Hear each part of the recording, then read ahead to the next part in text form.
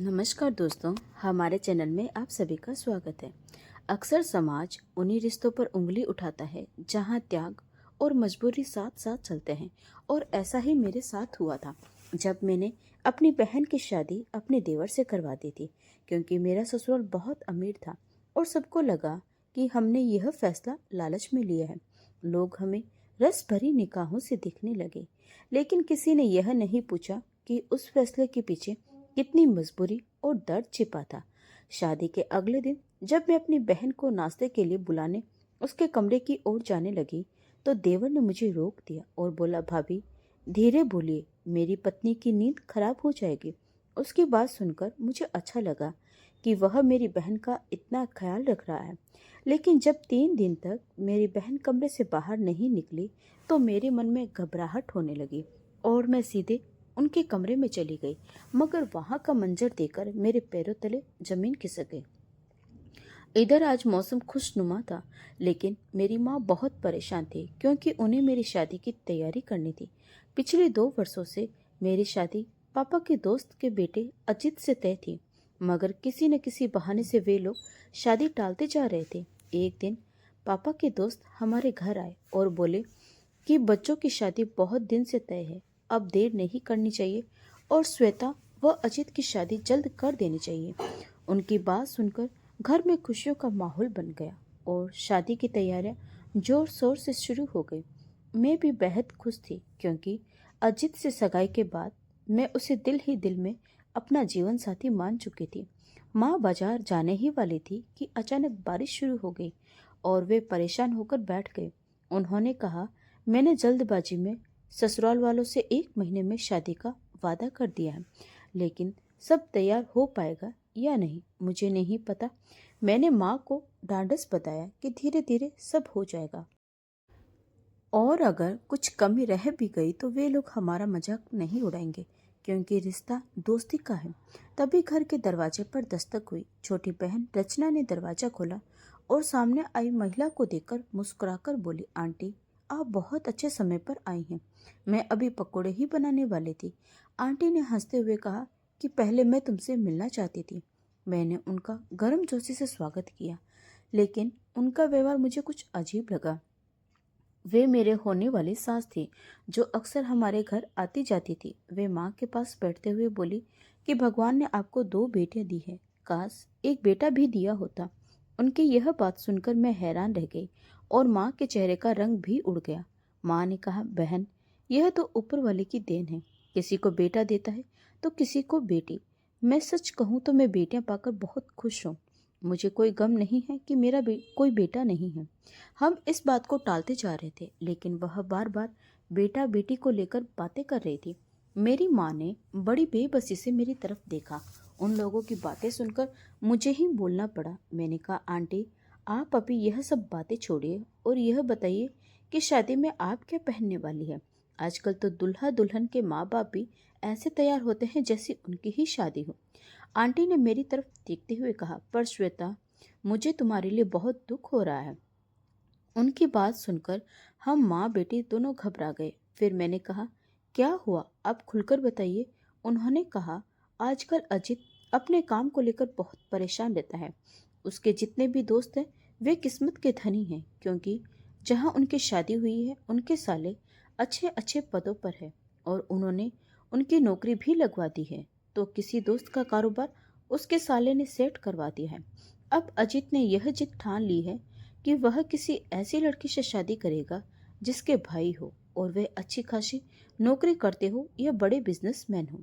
लेकिन तुम्हारा तो कोई भाई है ही नहीं, इसीलिए अजित ने यहाँ शादी करने से इनकार कर दिया। आंटी की यह बात सुनकर हम माँ बेटी पर जैसे बिजली गिर गई। इसका सामना करना हमारे लिए बहुत मुश्किल था। देखते ही देखते आंटी मेरे पास आई और मेरे हाथ से अजित के नाम की अंगूठी उतरवाकर हमारी तरफ से दी गई अंगूठी उसी पर रखकर चली गई। उनका यह रवैया देखकर मैं और माँ एक दूसरे को देखते ही रह गए। इतने में रचना पकोड़े लेकर आई तो हम दोनों को इस हाल में देखकर चुटकी बजाते हुए बोली, आप दोनों इस तरह पत्थर क्यों बनी हुई है और आंटी कहाँ चली गई। रचना ने पूछते ही मैं फूट फूट कर रोने लगी। माँ भी मेरे गले लगकर रोने लगी। जबकि रचना ने थाली में पड़ी अंगूठी देखकर सारा माजरा समझ लिया था। पापा जब घर लौटे तो उनका भी सदमे से बुरा हाल हो गया। वे कुछ दिन बहुत दुखी रहे। फिर माँ से बोले, अब जो होना था हो गया। मैं अपनी बेटी को और तुम्हें ज्यादा दुखी नहीं देख सकता, इसीलिए बेहतर यही होगा कि हम श्वेता की शादी की बात किसी और जगह करें। माँ बहुत परेशान थी। उन्होंने पापा से कहा, अगर लड़की का एक रिश्ता टूट जाए तो दूसरा रिश्ता इतनी आसानी से नहीं मिलता। लोग तरह तरह की बातें करते हैं और पहले रिश्ता आखिर क्यों टूटा? जरूर लड़की में ही कोई कमी होगी। पापा ने माँ से कहा, तुम दिल छोटा मत करो, भगवान सब कुछ अच्छा करेंगे। माँ पापा ने भगवान का नाम लेकर मेरे लिए रिश्ता ढूंढना शुरू कर दिया और कुछ ही दिनों में एक बहुत अच्छा रिश्ता मिल भी गया। माँ ने मुझे बताया कि वे लोग बहुत अच्छे हैं और पैसे वाले भी हैं, मगर मुझे उन लोगों में कोई दिलचस्पी नहीं थी। माँ पापा जोर शोर से शादी की तैयारी करने लगे, क्योंकि वे चाहते थे कि मेरी शादी उसी तारीख पर हो जिस तारीख पर अजित के साथ तय हुई थी। माँ पापा ने जो कहा वह सच करके दिखाया और मेरी शादी उसी तारीख पर रोहित के साथ करवा दी गई। शादी के बाद दुल्हन बनकर मैं रोहित के घर आ गई। मुझे इस रिश्ते की खुशी नहीं थी और ना ही इस रिश्ते ने मेरे मुरझाए हुए दिल को जिंदा किया था। सच कहूँ तो मैंने अपने पति की तस्वीर भी ढंग से नहीं देखी थी। शादी होने तक मैंने सिर झुकाए ही रखा। मेरी शादी बहुत सादगी से हुई थी।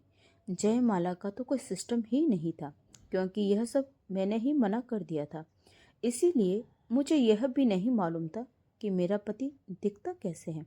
शादी की रात जब मेरे पति ने मेरा घूंघट उठाया तो मैंने पहली बार उसे देखा। वह बहुत ही खूबसूरत था और मुझे देखते ही मुस्कुरा दिया। मुस्कुराते हुए बोला, श्वेता तुम तो बहुत ही खूबसूरत हो। उसकी बात पर मैं भी मन से हल्का सा मुस्कुरा आई। फिर वह मेरा हाथ पकड़कर बोला, अपने मंगेतर से बहुत प्यार करती थी। मैंने फटी फटी निगाहों से रोहित की तरफ देखा। फिर उसने कहा, उसने तुम्हें छोड़ा क्यों? क्या तुम में कोई बुराई थी या गैर लड़कों से तुम्हारी दोस्ती थी? यह सुनकर मैं फूट फूट कर रोने लगी और गुस्से में बोली, नहीं, मेरा रिश्ता किसी और के साथ नहीं था, ना मुझमें किसी किस्म की कोई बुराई थी। अजित की आंखों पर लालच की पट्टी बंध गई थी। वह चाहता था कि उसकी शादी किसी ऐसे घर में हो जहां लड़की के मायके वाले उसका भविष्य सेट करवा दे, पर हम इतना कहाँ कर सकते थे। रोहित ने मेरे आंसू पोंछते हुए कहा, मुझे तुम पर विश्वास है। तुम्हारे चेहरे की मासूमियत ही बता रही है कि तुम एक शरीफ और अच्छी लड़की हो। रोहित की बातें सुनकर मेरा मन इतना खराब हो चुका था कि उसके बार बार मनाने पर भी मैं उससे बात करने को तैयार नहीं हुई। मैंने सिर दर्द का बहाना किया और सोने के लिए लेट गई। मुझे रो रो कर बस यही बात सताती रही कि क्या सारी जिंदगी अपने पति के ताने सुनती रहूंगी। लेकिन सुबह जब मैं सोकर उठी तो मेरी सास मुझे देखकर बहुत खुश हुई। वे मेरे साथ ऐसा व्यवहार कर रही थी जैसे मैं किसी जन्नत की मालिक हूँ। और यही व्यवहार मेरे पति रोहित का भी था कि मैं जहाँ पर पाँव रखूं वह वहाँ अपनी हथेली भी बिछाने को तैयार रहता था। यह सब देखकर मेरे दिल को जरा तसल्ली हुई थी। मेरा एक देवर भी था, वह भी बहुत अच्छा लड़का था। भाभी भाभी कहते नहीं थकता था। फिर अगले 2-3 दिनों बाद मेरे माँ पापा मुझे मिलने आई। मेरी सास ने उनका भी बहुत अच्छे से स्वागत किया। फिर कुछ देर बाद मेरी माँ ने कहा, श्वेता मुझे अपना कमरा तो दिखाओ। मैं माँ को कमरा दिखाने अपने साथ ले गई तो मैंने जल्दी से कमरे का दरवाज़ा बंद कर दिया और कहने लगी, बेटा कल तुम्हारे पापा के दोस्त की पत्नी शविता जी हमारे घर आई थी। उन्हें पता चल गया है कि तुम्हारी शादी एक बहुत अच्छे घर में हुई है। यह खबर सुनकर तो वह अपने होश ही खो बैठी थी। कहने लगी कि अजीत की बेवकूफ़ी की वजह से हमें अपना रिश्ता खराब नहीं करना चाहिए। मेरी ख्वाहिश है कि अब तुम रचना की शादी अजित से करवा दो। श्वेता की तो किस्मत बदल गई, लेकिन रचना की तो जिंदगी संवर जाए। तुम उन्हें अच्छी तरह जानती हो, वे सब लालच में आकर कर रही है। मैंने उन्हें बेइज्जत करके घर से निकाल दिया। बाकी रिश्तेदारों और मोहल्ले वालों का भी यही हाल है। वे सब भी तुम्हारे बारे में ही बातें कर रहे थे और मुझे कह रहे थे कि तुम्हारी बेटी की किस्मत बहुत अच्छी है कि उसकी शादी इतने अच्छे घर में हुई। पर सच कहूँ तो मुझे अभी भी पूरी तसल्ली नहीं थी। मेरे मन में बार बार यही ख्याल आता कि ये लोग बहुत पैसे वाले तो हैं, पर इनके विचार और व्यवहार कैसे होंगे। मैं यही सोच सोचकर घबराती रही। मगर आज जब मैं तुम्हारे ससुराल वालों से मिली तो मेरे दिल को तसल्ली हुई। ये तो बहुत अच्छे लोग हैं। तुम्हारी सास किस कदर हमारी आवभगत कर रही थी। उन्होंने तो मेरा दिल ही जीत लिया। तुम्हारा पति भी बहुत अच्छा लड़का है। मेरी एक बात याद रखना, इन लोगों को कभी शिकायत का मौका मत देना। ये लोग तुम्हें बहुत खुश रखेंगे।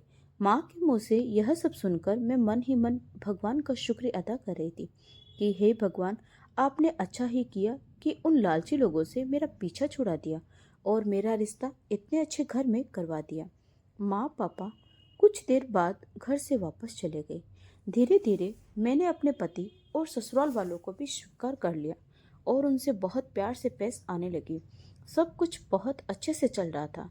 मेरे पति ने तो मुझे हथेली का छल्ला बना कर रखा था। एक दिन मेरी सास मेरे पास आई और कहने लगी, श्वेता, तुम बहुत अच्छी लड़की हो। मेरी ख्वाहिश है कि मेरे छोटे बेटे रौनक के लिए भी तुम्हारी जैसी ही कोई अच्छी लड़की मिल जाए। तुम्हारी नज़र में अगर कोई लड़की हो तो ज़रूर बताना। तुम लोगों का घराना बहुत अच्छा है और मैं तुम्हारे घर से एक और लड़की ब्याह कर लाना चाहती हूँ। मैं तो यही चाहती हूँ कि हमारे दूसरे बेटे रौनक की शादी तुम्हारे ही खानदान में हो। मैंने कहा, माँ जी, अभी तो मेरी नज़र में कोई लड़की नहीं है, मगर आप फिक्र ना करें। मैं अपनी माँ से बात करूँगी और वह ज़रूर इस मामले में हमारी मदद करेगी। मेरी सास ने कहा, चलो, यह तो बहुत अच्छी बात है। यह कहकर मैं जल्दी से उठकर अपने कमरे में आ गई और अपनी माँ को फ़ोन मिलाया और पूछा, माँ, क्या कर रही हो। माँ ने कहा, मिठाई खा रही हूँ। मैंने कहा, कहाँ से। उन्होंने कहा, अरे, पड़ोस वाले शर्मा जी है ना, उनके घर से। मैंने कहा, क्यों। 2 साल पहले ही तो उनके बेटे की शादी हुई थी। क्या उन्होंने अपने दूसरे बेटे की भी शादी कर दी है। माँ हंसकर बोली, अरे नहीं, शर्मा जी की बहू पेट से हैं और वे खुशी से पागल हो जा रहे हैं, घर घर मिठाई भेज रहे हैं। मैंने उनसे कहा भी कि ऐसे बातें इतनी जल्दी नहीं बताते, लोगों की नज़र लग जाती है। पर उन्हें कौन समझाए। उनके घर नन्हा मेहमान बहुत दिनों बाद आने वाला है, इसीलिए वे बहुत खुश हैं। माँ की बातें सुनकर मेरे अंदर उदासी छा गई। फिर माँ ने कहा, श्वेता, तुमने अभी तक कोई खुशखबरी नहीं सुनाई। तुम्हारी शादी को धीरे धीरे 6 महीने होने वाले हैं। मैंने इस बात को टालते हुए कहा, माँ, रोहित आ गए हैं, मैं आपको थोड़ी देर बाद फ़ोन करती हूँ। मगर सच तो यह था कि अब मुझसे एक शब्द भी बोला नहीं जा रहा था। मेरी शादी को इतने दिन हो गए थे, सब कुछ बहुत अच्छा था। मेरी शादी बहुत अच्छे घर में हुई थी। सास मुझ पर जान छिड़कती थी और पति तो मुझे बहुत प्यार करते थे। मगर इतने दिनों में मेरे पति ने मुझे छुआ तक नहीं था। जब मेरे और मेरे पति के बीच कोई रिश्ता ही नहीं बना तो मैं प्रेग्नेंट कैसे होती। मेरे मन में बार बार यह सवाल आ रहा था कि क्या मैं रोहित से पूछूं कि वे मुझसे इतनी दूरी क्यों बनाए रखते हैं। मगर मेरे अंदर इतनी हिम्मत नहीं थी। कुछ दिनों तक मैं इसी सोच में डूबी रही। एक दिन मेरी माँ का फ़ोन आया। उन्होंने कहा, श्वेता, तुम्हारे देवर की शादी तुम्हारी सास नहीं करना चाहती क्या। तब मुझे ख्याल आया कि मेरी सास ने तो मुझसे इस बारे में बात की थी। मैंने कहा, हाँ माँ, रौनक की भी शादी करनी है। बल्कि मेरी सास तो मुझसे कह रही थी कि तुम्हारे घर की ही कोई लड़की मिल जाती तो अच्छा रहता। मैंने कहा कि अभी तो मेरी नज़र में कोई लड़की नहीं है, अगर होगी तो मैं आपको बताऊंगी। मेरी बात सुनकर माँ गुस्से में बोली, श्वेता, तुम्हारी अकल घास चराने गई थी क्या। तुमने अपनी बहन रचना का नाम क्यों नहीं लिया। मैं तो यही चाहती हूँ कि उसकी भी शादी तुम्हारे ही जैसे अच्छे लोगों के घर में हो। और अब जब तुम्हारा देवर है तो क्यों ना हम उसकी शादी तुम्हारे देवर से करवा दे। मैंने कहा, हाँ माँ, आप तो ठीक ही कह रही हैं। न जाने मुझे यह ख्याल क्यों नहीं आया। मैं ज़रूर अपनी सास से रचना के बारे में बात करूँगी। माँ ने कहा, रचना की शादी अगर तुम्हारे ससुराल में हो गई तो बहुत अच्छा होगा और अजित के घर वाले भी देखते ही रह जाएंगे। माँ की बातें सुनकर मेरे दिल को सुकून मिल गया। रात का खाना खाने के बाद मैंने अपने सास से कहा, माँ जी, क्या हम रौनक की शादी मेरी छोटी बहन रचना से करवा सकते हैं। मेरी बात सुनकर मेरी सास ने कहा, तुमने तो मेरे मुंह की बात छीन ली। तुम दोनों बहनों को देखकर मैं तो यही चाहती थी कि रचना भी हमारे घर की बहू बने। हम दोनों सास बहू इस रिश्ते को लेकर बहुत खुश हो गए। मैं भी यही चाहती थी कि रचना की शादी मेरी ही जैसे अमीर घर में हो। मेरी सास ने कहा, तुम अपनी माँ को बता देना कि मुझे इस रिश्ते से कोई एतराज नहीं है। मैं रौनक की शादी रचना से करने को तैयार हूँ। खाना खाने के बाद जब मैं अपने कमरे में आई तो रोहित मेरा इंतजार कर रहे थे। उन्होंने कहा, श्वेता, मैं तुम्हारा कब से इंतजार कर रहा था। तुम्हारी मीठी और प्यारी बातें सुनने को बहुत दिल कर रहा था। आज न जाने क्यों रोहित को मुझ पर बहुत प्यार आ रहा था। मैंने उनसे कहा, रोहित, मैं आपसे एक बात कहना चाहती हूँ। रोहित ने कहा, हाँ हाँ जरूर कहो। मैंने कहा, रोहित, मैं चाहती हूँ कि हमारे घर भी एक नन्हा सा मेहमान आ जाए। मेरी बात सुनकर रोहित के चेहरे का रंग उड़ गया था। कुछ देर तक मेरी तरफ देखते रहे, जैसे कोई जवाब सोच रहे हों। फिर उन्होंने कहा, श्वेता, तुमने तो मेरे दिल की बात कह दी, मगर मैं क्या करूं? तुम जैसे ही कमरे में सोने के लिए आती हो तो तुरंत सो जाती हो। मैं इस बारे में तुमसे बात करना चाहता था पर कर नहीं पाता था। मुझे लगता था कि शायद तुम अभी इस चीज़ के लिए राजी नहीं हो। यह सब सोचकर मैंने तुमसे इस बात की कोई शिकायत नहीं की। रोहित की बात सुनकर मैं सोच में पड़ गई, क्योंकि वह बिल्कुल ठीक कह रहे थे।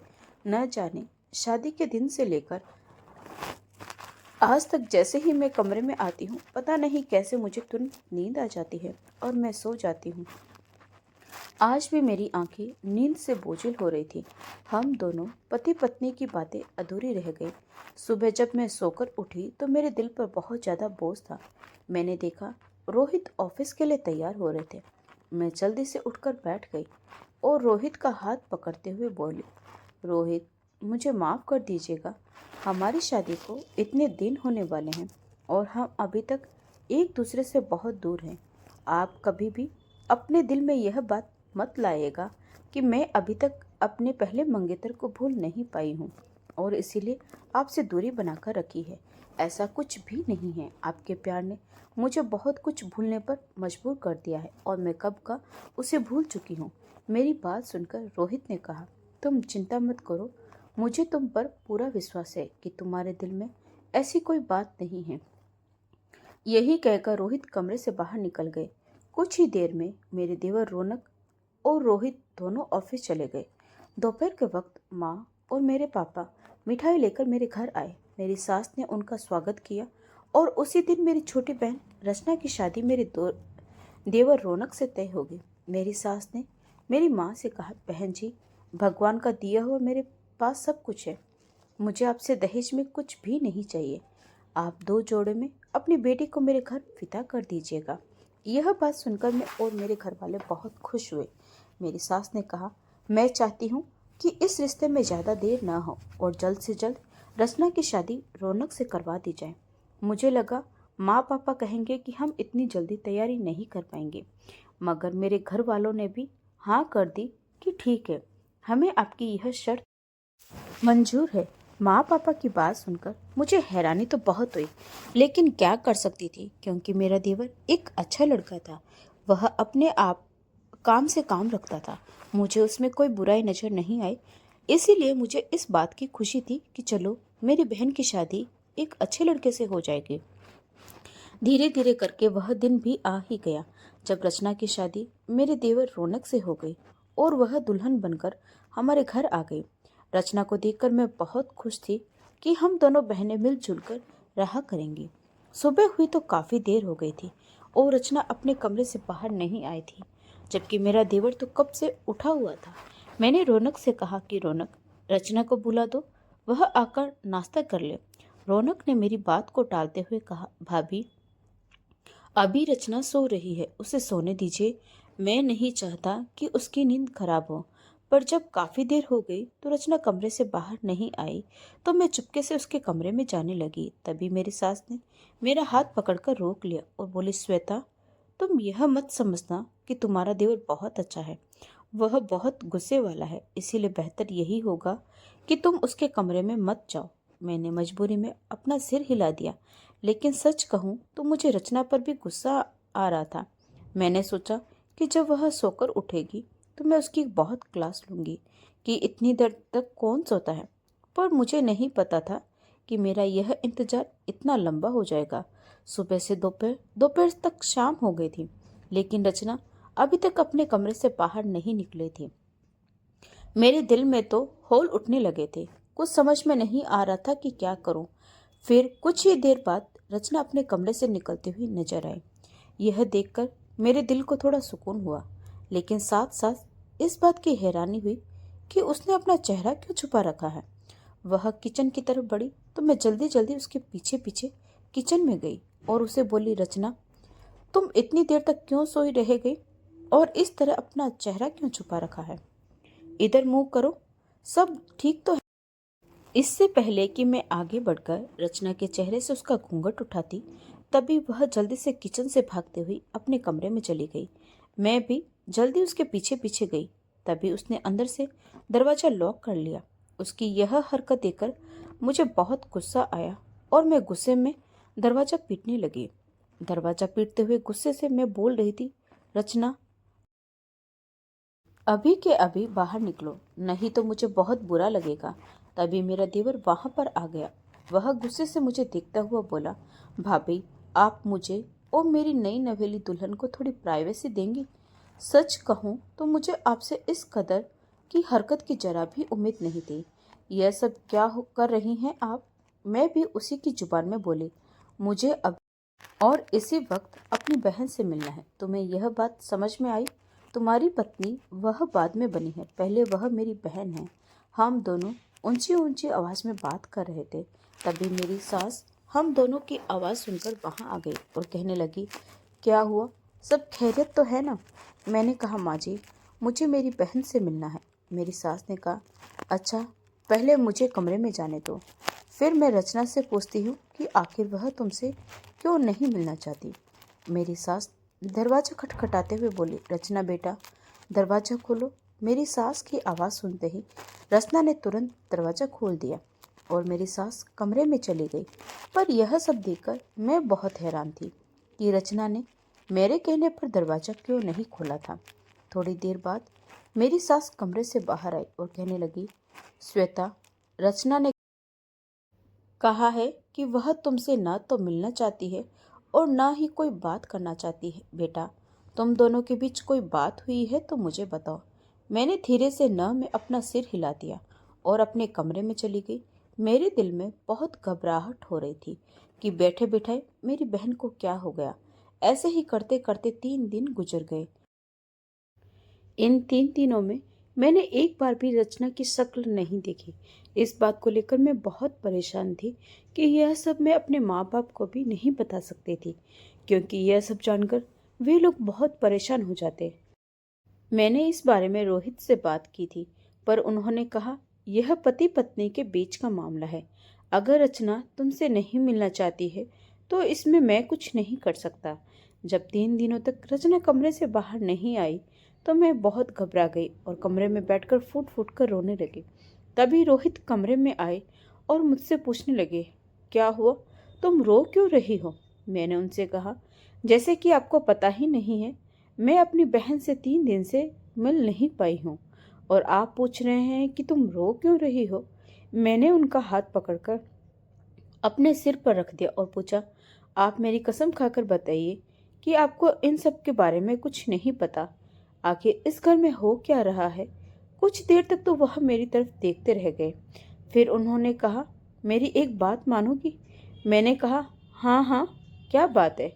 उन्होंने अपनी जेब से एक पुड़िया निकाल कर मुझे पकड़ाई और कहने लगे, आज खाने में तुम यह पुड़िया माँ और भाई के खाने में मिला देना। अगर तुम यह हिम्मत नहीं कर सकी तो याद रखना, फिर सारी जिंदगी अपनी बहन की शक्ल नहीं देख पाओगी। मैं सवालिया नजरों से रोहित की तरफ देखने लगी। रोहित ने कहा, नहीं, अब इसके आगे कोई सवाल नहीं। मैं चुप हो गई। मुझे तो पहले ही शक हो रहा था कि दाल में कुछ न कुछ काला जरूर है, इसीलिए मैंने रोहित की बात मान ली। आज जब खाने की टेबल पर सभी खाना खाने बैठे तो मैंने अपनी सास और देवर के खाने में वह दवाई मिला दी। थोड़ी देर बाद ही मेरी सास और देवर कुर्सी पर बैठे बैठे ही लुढ़क गए। मेरे पति रोहित जल्दी से उठे और रचना के कमरे के पास आकर बोले, रचना, जल्दी से दरवाजा खोलो। मैं हूँ रोहित। रचना ने तुरंत दरवाजा खोल दिया। फिर रोहित ने हम दोनों बहनों को जल्दी से गाड़ी में बैठने को कहा। हम चुपचाप गाड़ी में बैठ गए। रोहित हमें उस घर से बहुत दूर लेकर आ गए। फिर उन्होंने गाड़ी रोक दी और कहने लगे, तुम दोनों मेरी एक बात गौर से सुनो। तुम और तुम्हारे घर वाले जैसा हमें समझ रहे थे, हम लोग वैसे नहीं हैं। हम कोई खानदानी अमीर नहीं हैं, बल्कि हम लोग एक फ्रॉड है। हम दूसरे दूसरे शहरों में जाकर अच्छा सा घर किराए पर ले लेते हैं। हमारा रहन सहन देखकर लोगों को लगता है कि हम बहुत अमीर हैं। फिर हम गरीब लड़कियों से शादी कर लेते हैं और उन्हें आगे अच्छे दामों में बेच देते हैं और फिर उस शहर से फरार हो जाते हैं। श्वेता, मैं तुम्हें भी हर रात नींद की दवाई देता था ताकि तुम मुझसे किसी किस्म का सवाल ना कर सको, क्योंकि हमारा इरादा यह था कि जैसे ही रौनक की शादी रचना से हो जाएगी तो हम तुम दोनों को एक साथ बेच देंगे। मगर तुम्हारे साथ इतने दिन रहते रहते मुझे तुमसे मोहब्बत हो गई, इसीलिए मैंने तुम दोनों को उस घर से निकालने की कोशिश की और कामयाब भी हो गया। श्वेता, अगर तुम मुझे अपनाना चाहो तो मैं तुम्हारी खातिर इस जुल्म का रास्ता छोड़ दूंगा। इतना कहकर रोहित हम दोनों बहनों को हमारे माँ बाप के घर छोड़ आया। मैंने रचना से पूछा कि तुम मुझसे बात क्यों नहीं करती थी। उसने कहा, रौनक ने पहले दिन ही मुझे धमकी दी थी कि अगर मैं आपसे बात करूंगी तो ये लोग आपके साथ कुछ गलत कर देंगे, और इन लोगों ने मेरा मोबाइल फ़ोन भी मेरे हाथ से छीन लिया था। मैं मजबूर थी, इसीलिए वे लोग जैसा जैसा कहते जा रहे थे मैं वैसा वैसा करती जा रही थी। यह बात मैंने अपने माँ बाप को बताई तो वे लोग भी यह सब सुनकर दंग रह गए। खैर, मैंने रोहित के साथ रहने का इरादा कर लिया। रोहित ने पुलिस में बात करके अपने सारे गैंग को पकड़वा दिया है। रोहित मुझे बहुत प्यार करते हैं। हमारे पास ज़्यादा पैसे तो नहीं हैं, मगर मुझे इस बात का सुकून है कि भगवान ने मेरा घर उजड़ने से बचा लिया है, और मुझे उम्मीद है कि बहुत जल्दी मेरी बहन रचना का भी घर बस जाएगा। तो दोस्तों, आपको यह कहानी कैसी लगी कमेंट करके ज़रूर बताएं, और अगर कहानी अच्छी लगी हो तो प्लीज़ वीडियो को लाइक, शेयर और सब्सक्राइब जरूर करें। तो मिलते हैं एक और नई कहानी के साथ। तब तक के लिए आपका बहुत बहुत धन्यवाद।